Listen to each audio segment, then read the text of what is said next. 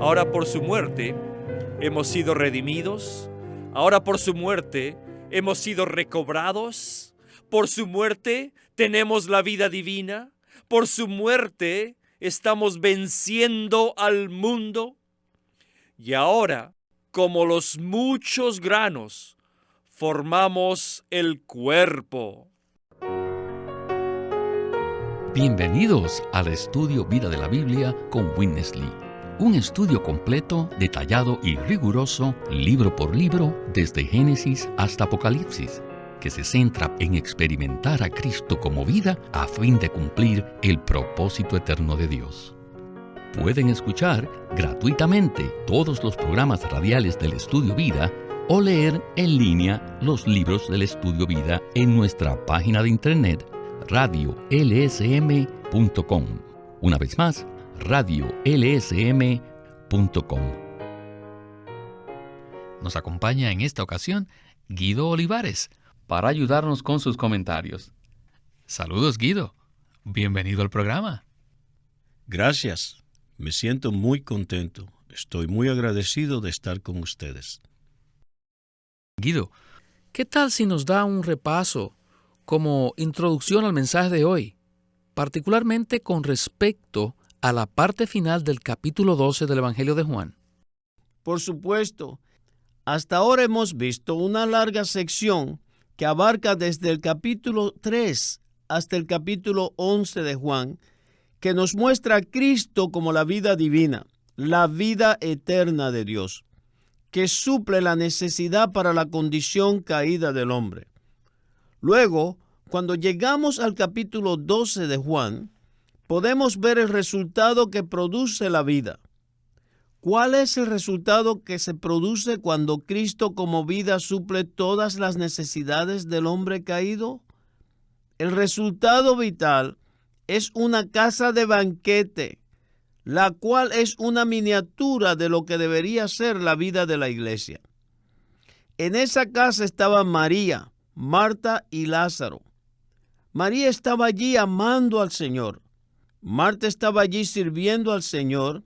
Y Lázaro estaba como uno que había sido levantado de entre los muertos por Cristo, testificando del Señor como la vida de resurrección.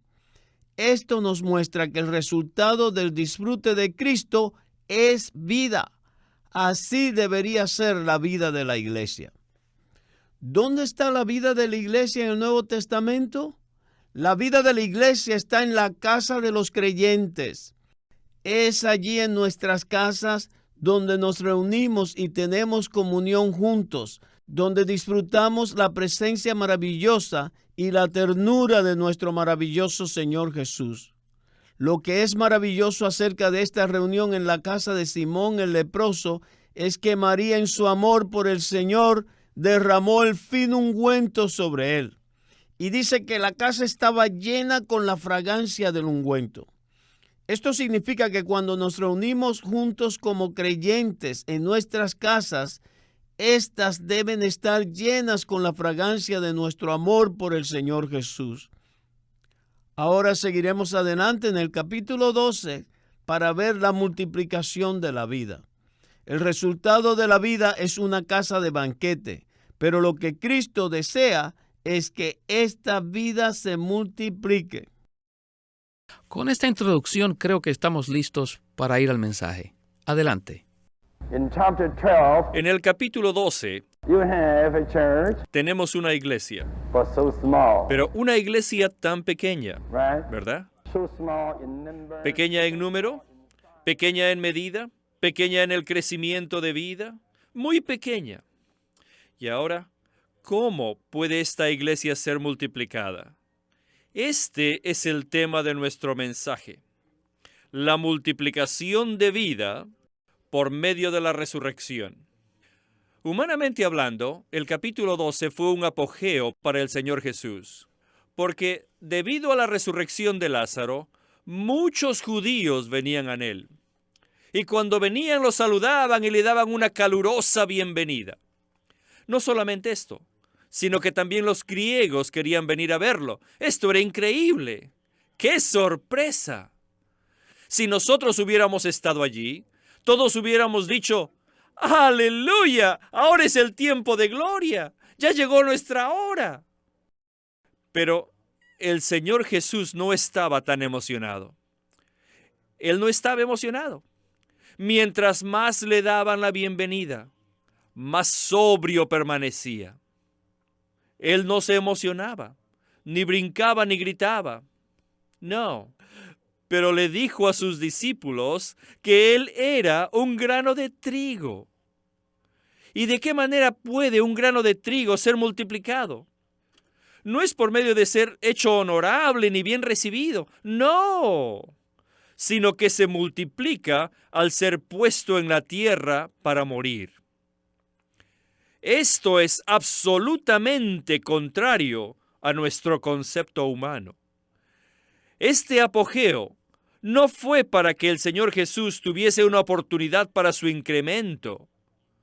Al leer la historia de la iglesia, se puede ver que siempre que la iglesia aumentaba y florecía, no era durante el apogeo, sino era durante la persecución. Cuando el enemigo ataca a la iglesia con la muerte, ese es el tiempo para el aumento de la iglesia. La persecución del Imperio Romano durante los 2 primeros siglos no frustró, sino que aumentó el crecimiento de la iglesia. Entonces, ¿qué es lo que dañó a la iglesia primitiva? Fue la bienvenida del Imperio Romano. Cuando el Imperio Romano cambió la persecución y la oposición a una bienvenida, arruinó la vida de la iglesia. No se emocionen cuando la gente los reciba bien. La bienvenida del hombre siempre será una ruina y una corrupción para nosotros. Mejor dicho, la persecución del hombre y la oposición es el verdadero apogeo para el incremento de Jesús. Él es el grano de trigo, y no hay otra manera para que el grano de trigo pueda aumentar. La única manera para que este grano de trigo se incremente es cuando se lo pone a muerte. Al enterrar el grano en la tierra y morir, esto le da la oportunidad de crecer. Miren, este crecimiento produce muchos granos. Y esta es la multiplicación de la vida. Hagamos una pausa aquí, porque en esta sección se nos ha dado un principio que es absolutamente contrario a nuestra perspectiva humana y a nuestro intelecto. Tal principio es que en la esfera espiritual uno no crece cuando las circunstancias externas son fáciles, sino cuando son más difíciles. ¿Podría explicarnos esto? Por supuesto. Este cuadro en Juan 12:24 es muy gráfico. Es el momento cuando el Señor hace su entrada a Jerusalén y en ese día todos le alababan. Las multitudes le decían: Hosana, bendito el que viene en el nombre del Señor, el Rey de Israel. Por supuesto, esto sucedió después que resucitó a Lázaro. Esta novedad se había propagado por todos los lados y las multitudes estaban muy emocionadas. Aún este capítulo registra que había algunos griegos que estaban en la fiesta para adorar al Señor. Sin duda, los discípulos estaban emocionados. Podríamos pensar, según nuestro concepto natural, que este era un gran día de gloria para Jesús. Teniendo en cuenta su posición y su situación exterior, él estaba siendo alabado por el hombre. Sin embargo, Jesús les respondió de repente diciendo: ha llegado la hora para que el Hijo del Hombre sea glorificado. De acuerdo a nuestro concepto natural, pensaríamos que este era un día de gran gloria para el Señor. Pero este no es el concepto divino acerca de la manera que Él iba a ser glorificado. Después que el Señor dijo: ha llegado la hora para que el Hijo del Hombre sea glorificado, Él continuó diciendo: de cierto os digo, que si el grano de trigo no cae en la tierra y muere, queda solo. Pero si muere, lleva mucho fruto. Si un grano de trigo es alabado y levantado, nunca puede ser glorificado. El grano de trigo es glorificado al caer en tierra, morir y salir en resurrección para producir muchos granos como su fruto. Esto es gloria. Esto fue precisamente lo que el Señor hizo cuando fue a la cruz. Cuando Él fue a la cruz para morir por nosotros, lo que Él hizo fue caer en la tierra, morir y levantarse de entre los muertos para producirnos como los muchos granos, quienes son los constituyentes de la iglesia. Esto nos muestra que la iglesia florece cuando está en una situación de muerte, y es cuando el grano se multiplica en muchos granos. Amén. ¿Qué tal si seguimos con el mensaje? Muchos misioneros fueron a la China, miles de ellos, y formaron buenas misiones. Ellos eran buenos misioneros, pero les digo una vez más, ellos no lograron mucho, no tuvieron mucho resultado. Sin embargo, entre todos estos misioneros, había una pequeña hermana llamada Margarita Barber, de Inglaterra. Ella se estableció en un pueblo llamado Pagoda, cerca, pero era muy cerca del pueblo natal del hermano Watchman Nee. Ella se quedó allí a propósito. Y su propósito no era visitar el país ni pasearse, ella solamente permaneció allí. Les digo, el Señor la sembró allí como un grano de trigo. Y ella se quedó en ese lugar por muchos, muchos años. Y luego, en 1929, ella murió allí. Y cuando el hermano Nee estaba joven, muchos de los jóvenes recurrían a ella para recibir ayuda. Y ella era profunda y estricta en el Señor. Y reprendía a estos jóvenes. El hermano Nee me dijo que después de varios años ninguno de los jóvenes podía aguantar más que los reprendiesen tanto. Y al final me dijo personalmente que él fue el único que siguió teniendo contacto con ella y que él se presentaba a ella para ser reprendido y ella lo hacía. Mi punto es este. La historia nos dice que ella era una semilla sembrada allí y el hermano Nee era el grano que creció de aquella semilla. Y este grano que salió de aquella semilla llegó a ser el ministerio de vida para todo el mundo, a fin de sembrarse en mucha gente. Esta es la manera del incremento en vida. No es solamente un apogeo. Por ejemplo, en 1940, el hermano Nee tuvo un entrenamiento en Shanghai. El hermano Nee acostumbraba a decirnos que la obra que el Señor necesita hacer no es una actividad externa, sino el fluir de la vida interior. ¿Saben cuántas personas habían en ese entrenamiento? No eran más de 80. No era un grupo muy grande. Eran menos de 100. Un número pequeño, sentados bajo su entrenamiento. Y él estaba satisfecho con este número pequeño. Cuando él daba una conferencia, la asistencia no era más de 350 personas. A lo más, un pequeño número. Él decía que la obra de Dios es el fluir de la vida interior. La obra no es una actividad externa, sino el fluir de la vida interior. Yo estaba allí. Yo lo vi. Y yo también vi el resultado del ministerio del hermano Nee, que ahora es el que ministra vida a los elegidos de Dios. Hermanos, les repito, hoy el principio es el mismo. Esta no es una actividad, sino una obra de vida. Y esta es la manera que el Señor se aumenta. ¿Por medio de qué? No por la actividad exterior, sino por el incremento de la vida interior. Hay un punto importantísimo.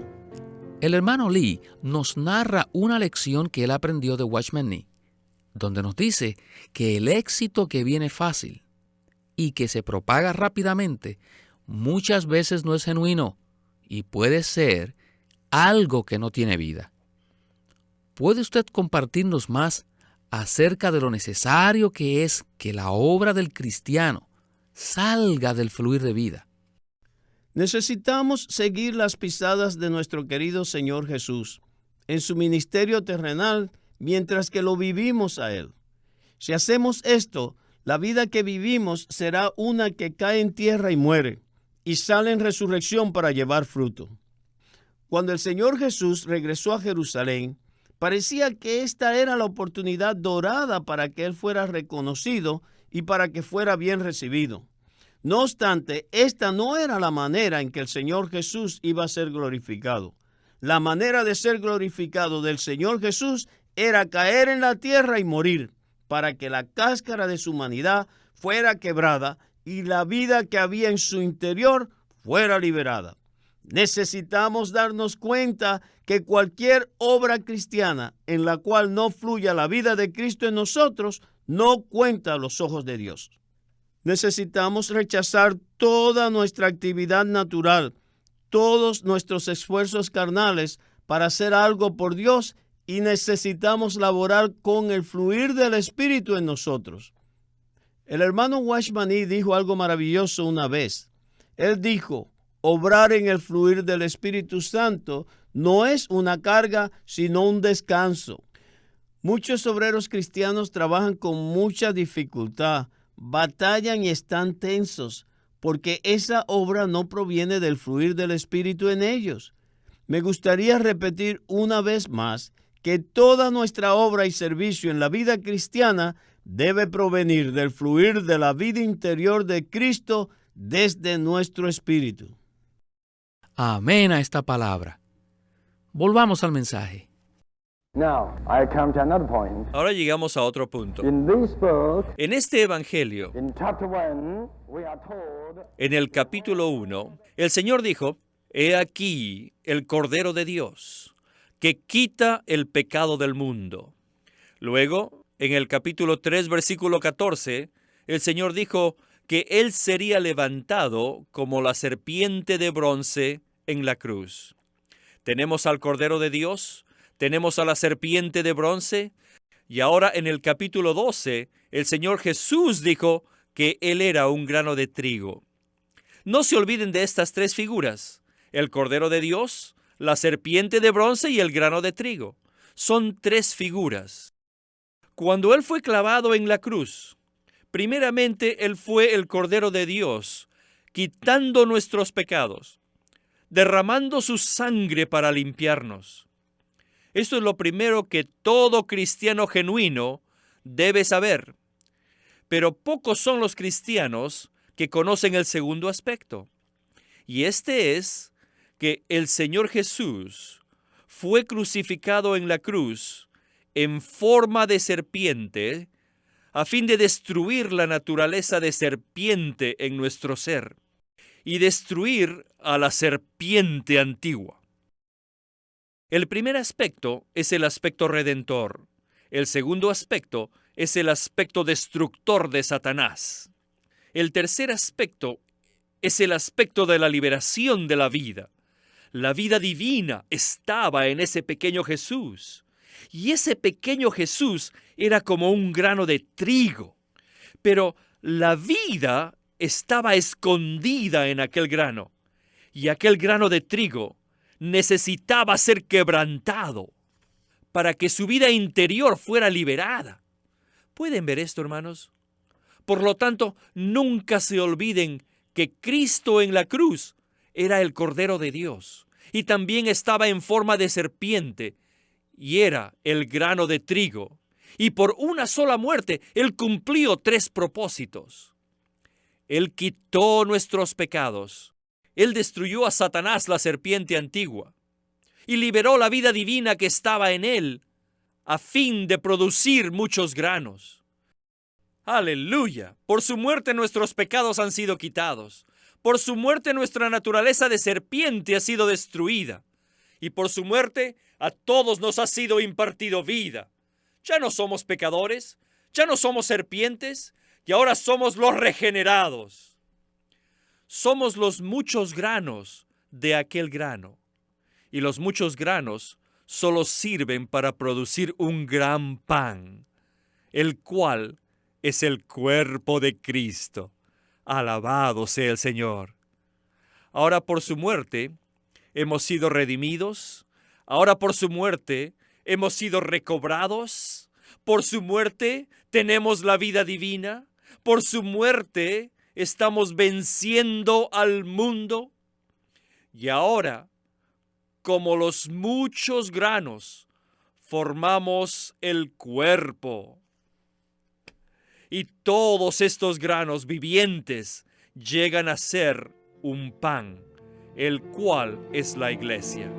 Alabado sea el Señor.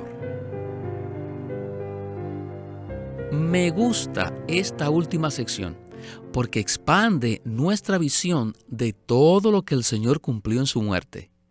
Muchas veces solo nos interesa el aspecto de la redención, pero quizás usted puede decirnos algo concerniente a la muerte de Cristo. Esta muerte destruye a Satanás como también produce a los muchos granos para formar la iglesia, el cuerpo de Cristo. Necesitamos ser impresionados por estos 3 cuadros que nos presentan en Juan y que nos muestran el significado de la muerte de Cristo. Primeramente, Él es el Cordero de Dios, que quita el pecado del mundo. Este es el aspecto redentor de su muerte. Segundo, Él fue levantado en la cruz como la serpiente de bronce para destruir a Satanás y anular la naturaleza serpentina en el hombre. Juan 3:14 nos dice, y como Moisés levantó la serpiente de bronce en el desierto, así es necesario que el Hijo del Hombre sea levantado. Cristo es la realidad de la serpiente de bronce que Moisés levantó en Números 21. Cuando Cristo fue levantado en la cruz, destruyó a través de su muerte al diablo. Esto es verdaderamente maravilloso. Necesitamos alabar al Señor porque su muerte destruyó al diablo. La muerte del Señor en la cruz destruyó al diablo de manera negativa. Sin embargo, por el lado positivo, su muerte en la cruz liberó su vida divina. Cuando Cristo murió en la cruz, la cáscara de su humanidad fue quebrada y la gloria de su divinidad, con su vida divina, fue totalmente liberada. Esta vida divina que ha sido liberada produce los muchos granos en resurrección. En realidad, nosotros los creyentes en Cristo somos los muchos granos producidos por Cristo, como el grano que cayó en tierra, murió y salió en resurrección. En 1 Corintios 10:17 nos dice, siendo un solo el pan, nosotros con ser muchos somos un solo cuerpo, pues todos participamos de aquel mismo pan. La iglesia ha llegado a ser un pan por medio del aspecto que libera la vida en la muerte de Cristo. Por lo tanto, necesitamos alabar al Señor por el aspecto redentor de su muerte. Necesitamos alabar al Señor por el aspecto de su muerte que destruye a Satanás y necesitamos alabarle por el aspecto que libera la vida de su maravillosa muerte en la cruz. ¡Aleluya! Amén por el aspecto maravilloso de su muerte. Una vez más, gracias por habernos acompañado y darnos sus comentarios acerca del mensaje. Gracias por invitarme.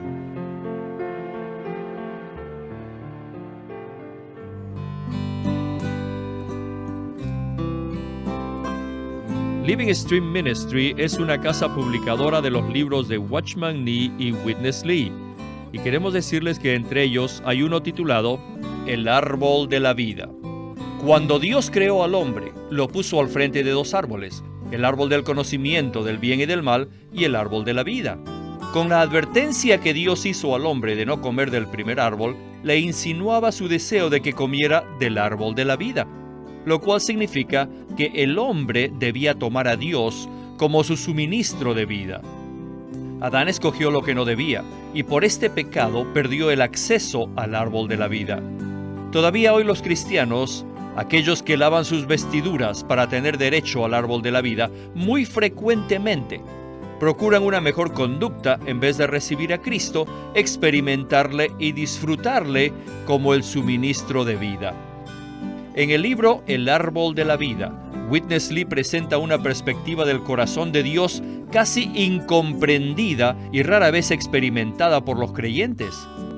Dios no busca cristianos que tengan un buen comportamiento, sino personas que experimenten y disfruten a Cristo como la realidad del árbol de la vida. Esto cumple el plan eterno que Dios tiene para el hombre. No se olviden, este libro se titula El árbol de la vida, escrito por Witness Lee. Witness Lee nació en 1905 y fue criado en una familia cristiana. A la edad de 19 años fue completamente capturado para Cristo, a quien se entregó incondicionalmente para predicar el Evangelio el resto de su vida. Al comienzo de su servicio al Señor, conoció a Watchman Nee, quien ya era reconocido predicador, maestro y escritor, y con él sirvió en la casa publicadora llamada Librería Evangélica de Shanghai. En 1949, Witness Lee fue enviado por el hermano Nee y sus colaboradores a que saliese del país a Taiwán para asegurarse que lo que el Señor les había dado no se perdiera.